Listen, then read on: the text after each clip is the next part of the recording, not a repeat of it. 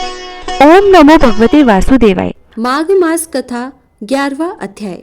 यमदूत कहने लगा कि हे वेश्य, मनुष्य को सदैव शालिग्राम की शिला में तथा व्रज या गोमती चक्र में भगवान वासुदेव का पूजन करना चाहिए, क्योंकि सब पापों का नाश करने वाले, सब पुण्यों को देने वाले तथा मुक्ति प्रदान करने वाले भगवान विष्णु का इसमें निवास होता है।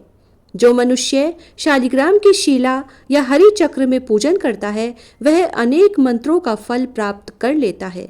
जो फल देवताओं को निर्गुण ब्रह्मा की उपासना में मिलता है, वही फल मनुष्य को भगवान शालिग्राम का पूजन करने से यमलोक को नहीं देखने देता।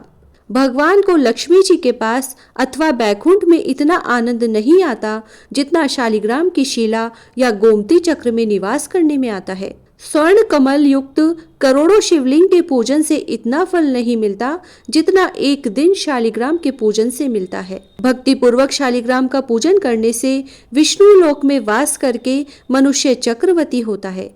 काम, क्रोध, लोभ, मोह, अहंकार से युक्त होकर भी मनुष्य शालिग्राम का पूजन करने से बैकुंठ में प्रवेश करता है। जो सदैव शालिग्राम का पूजन करते हैं, वह प्रलय काल तक स्वर्ग में वास करते हैं। जो दीक्षा, नियम और मंत्रों से चक्र में बलि देता है, वह निश्चय करके विष्णु लोक को प्राप्त होता है।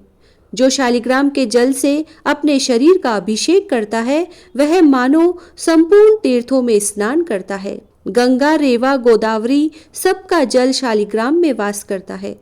जो मनुष्य शालिग्राम की शिला के सन्मुख अपने पिता का श्राद्ध करता है, उसके पितृ कई कल्प तक स्वर्ग में वास करते हैं।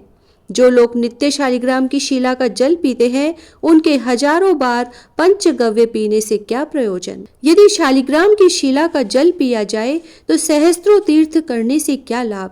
जहाँ पर शालिग्राम है, वह स्थान तीर्थ स्थान के समान ही है।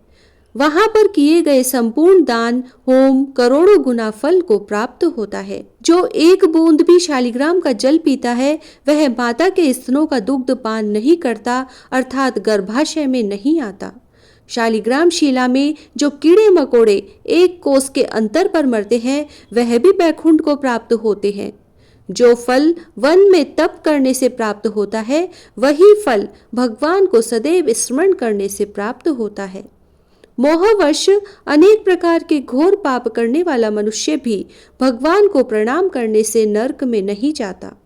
संसार में जितने तीर्थ और पुण्य स्थान हैं, भगवान के केवल नाम मात्र के कारण से ही प्राप्त हो जाते हैं। माघ मास कथा 11वां अध्याय समाप्त। जय श्री राधे।